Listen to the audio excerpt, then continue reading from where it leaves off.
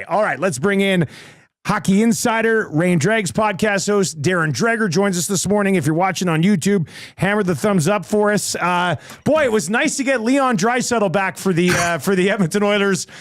Picked up right where he left off in the Hart Trophy race, tying the game late, winning it in overtime. His sensational season continues, Dregs. I don't know what you can say about this guy right now. I mean, we're talking about him in the context of being the Hart Trophy favorite, not just a candidate. So in that respect, that speaks to the volume of work. Another incredible year for Leon Draisaitl. But, you know, when both Leon and Connor were on the sideline and McDavid is still out there, I thought some important things were realized in that short stretch. And one of them, you guys just talked about Nugent Hopkins being available for signing and all that kind of stuff. But his game emerged, right? And it's not like he was bad. It's just that there wasn't enough being generated from Ryan Nugent Hopkins. And I think by his own self-admission, he would acknowledge that. And then all of a sudden, you've got both your top dogs out. And somebody's got to find a way. Somebody's got to step up. And I think for the most part that RNH did that. And I know that from an internal standpoint, whether it's producing the offense or just being more involved shift after shift after shift and being dangerous out there, being another weapon for the Edmonton Oilers was considered internally to be a huge step. So again, not just for Nuge, but collectively for the group, because as we've learned, you know, it can't always be about Draisaitl or Connor McDavid, even though Leon Draisaitl, as Jack Hughes likes to remind us from time to time, is on the heater right now, man. And that's kind of been the way all season long. So here's to good health. Here's hoping that he keeps it as white hot going into the playoffs as he appears to be coming off injury. So we talk about value, Dreger, and do we just at this point between Draisaitl and Hellebuck maybe meet halfway, say Langenburg, Saskatchewan, and they have a best of 7, you know, Draisaitl coming in on Hellebuck shootout? Because I don't know. I know you get votes and everything, but you're going to have to do a couple of recounts, I'm sure, on this one, how close it's going to be right now. I think it's going to be close. And, you know, I'm a bit old school, but I've changed my ways in this, because when you just acknowledge the definition of the Hart Trophy, most valuable to your team, right? So, you know, right now, that's Leon Draisaitl. I mean, pretty obviously. And that's saying something when you look at the other great pieces in Edmonton. In Winnipeg, undeniable that it's Connor Hellebuck. But in the old school days, my thinking kind of was, and it was at times formed by the experience of players that I like to lean on and going through this process, maybe ex-coaches, managers, all of that. And they're like, hey, leave the goalies alone. That's what the Vezina Trophy is for. Or leave the defensemen alone. You know, if you're the best defenseman in the league, chances are, you know, you're going to win the Norris Trophy. Okay, but I've changed that now as the game has evolved. And I think about where Winnipeg would be without the heroics of Connor Hellebuck. They'd still be a very good team, don't get me wrong, but they wouldn't go wire to wire, arguably as the top team in the National Hockey League. And that's what it appears they're going to do, largely off the back of Connor Hellebuck. So that's where it gets a little bit greasy, you know. And then look, we still have enough time between now and when we have to submit our ballots to make that tough call. And it is going to be a tough one. So is it Draisaitl? Is it Hellebuck? Yeah. You can't overlook the year of Nathan McKinnon, Nikita Kucherov. I mean, he just continually does it year after year after year. And maybe I said this to you guys last week, and I know you guys do, but I remind hockey fans in the East, watch the Canucks play now that Quinn Hughes is back into the mix. And just pay attention to him as an individual player. And I don't know that because of his injury, he should be taken off that ballot sheet.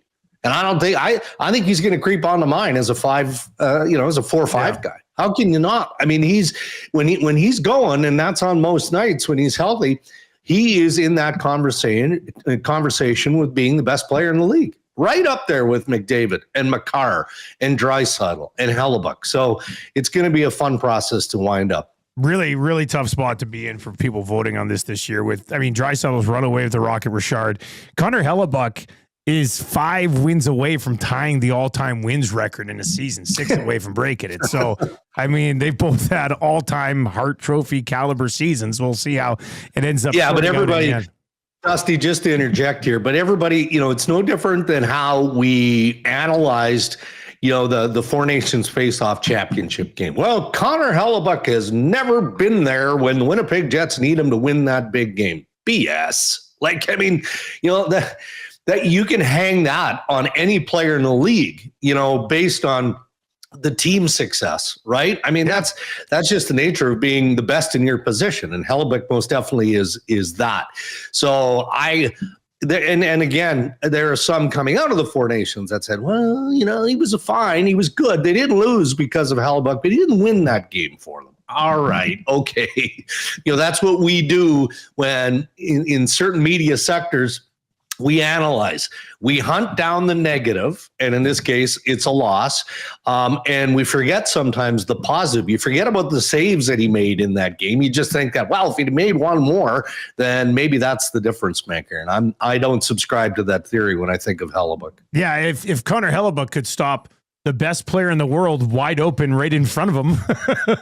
You know what I mean? Like, that's a tough spot to be in. You got Connor McDavid staring you down.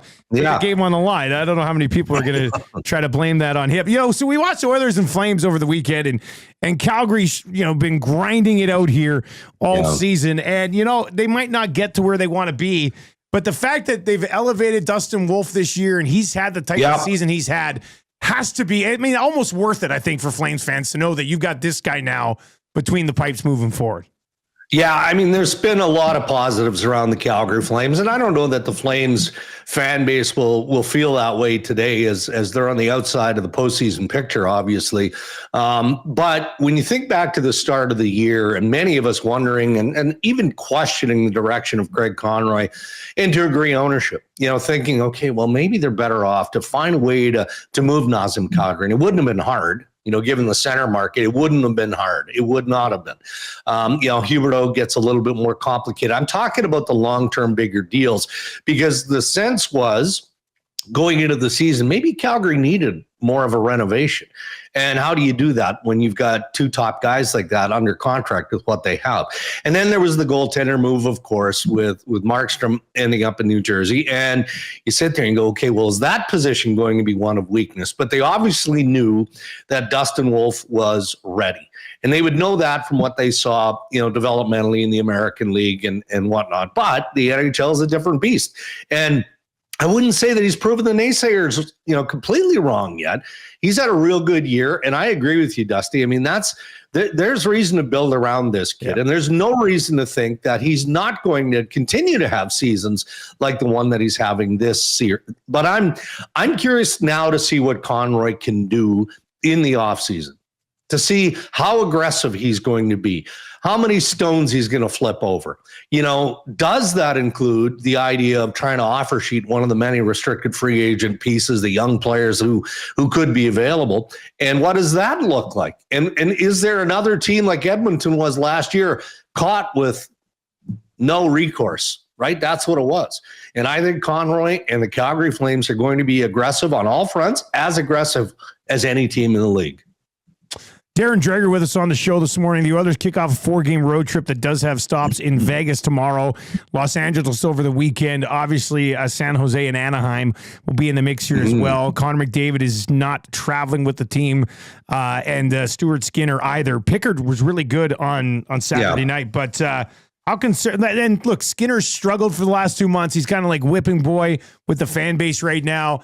But if Pickard's your guy, and Pickard's been better than Skinner this year, but this is still concerning between the pipes for the Oilers. No matter how bad Skinner has been lately, this is still very concerning. Should it not be? Yeah, absolutely. But what can you do about it, right? Yeah. We can talk about it, and they can maybe tweak their systems a little bit to try and take more pressure off, as much pressure as possible off the goaltending as you can. But I think that would have been the dynamic anyway, whether it's, a healthy Stu Skinner or the combo that they have in Pickard and Skinner. But I can appreciate how it looks daunting. And that's mostly because of the uncertainty around Stu Skinner and not really knowing the extent of the injury or how long he's going to be out.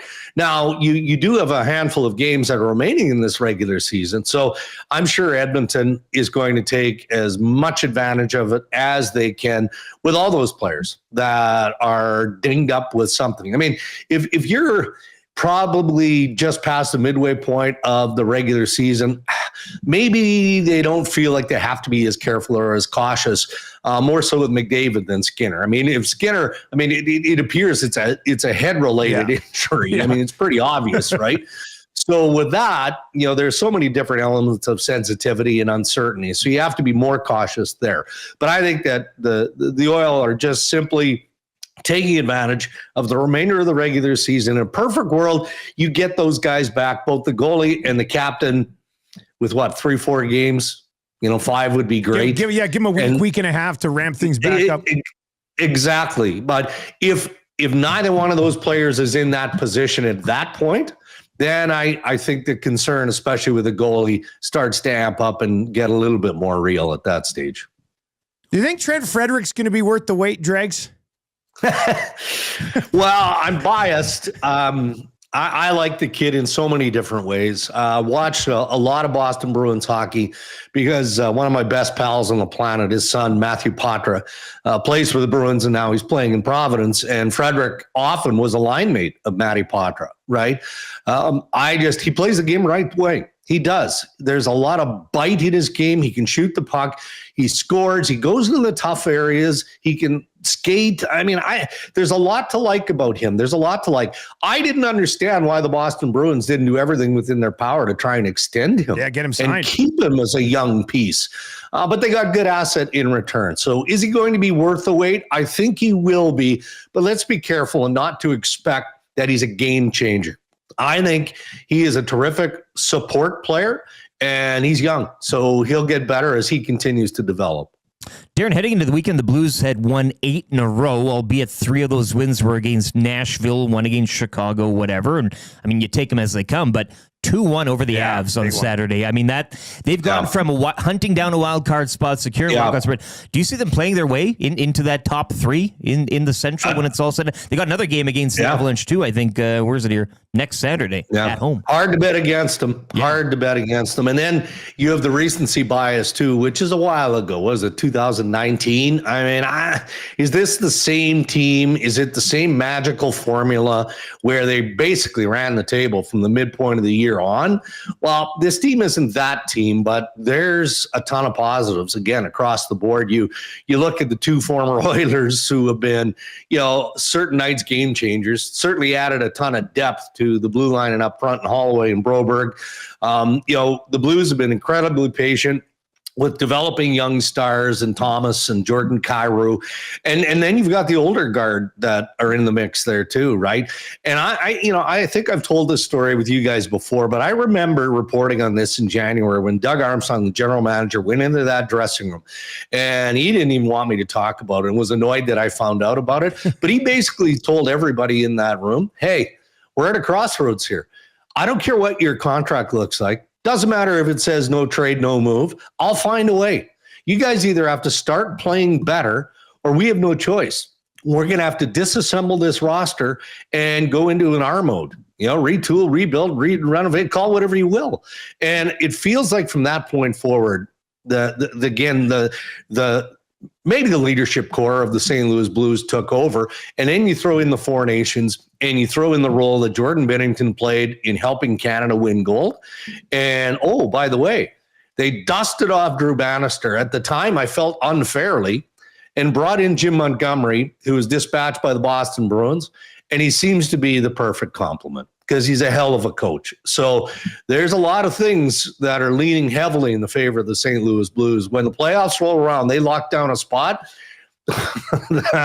That's going to be a tough draw. Yeah. It's going to be a tough draw for the team that faces St. Louis. Dregs, as always, we appreciate it, man. When's the next pod drop?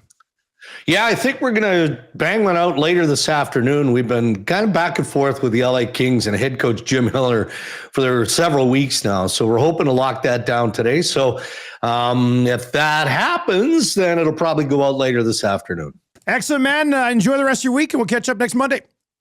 All right. Have fun with Ryan Rishaug. He's a knee slapper every single week. Just brings it. Never met a guy that funny in my entire life, Drake. So, there you go. See you later, man. There you go. That's Darren Dreger.